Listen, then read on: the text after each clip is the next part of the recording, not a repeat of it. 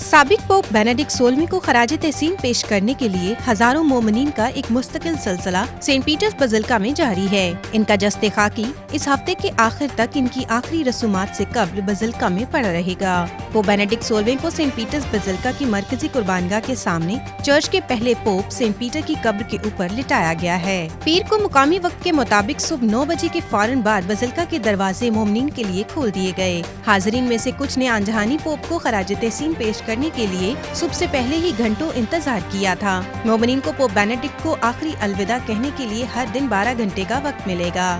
Pope Benedict 16ویں کا جسم سرخ اور سنہری لباس میں ملبوس 2 سوئس گارڈز کی نگرانی میں ایک سادہ ڈائس پر رکھا گیا ہے اور گولڈ مائٹر پہنے ہوئے ہیں، جبکہ ہاتھ میں روزری ہے۔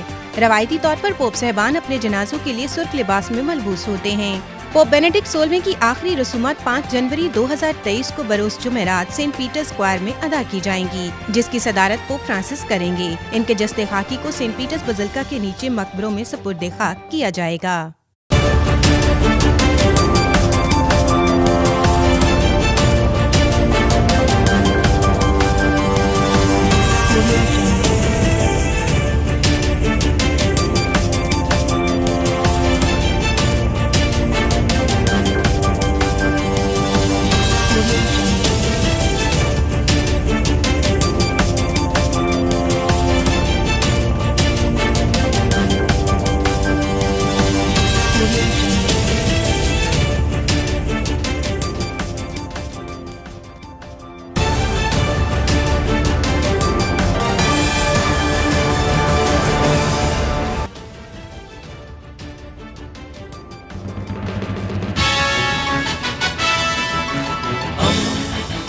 دوستی کا پیمبر ریڈیو ویریتاس ایشیا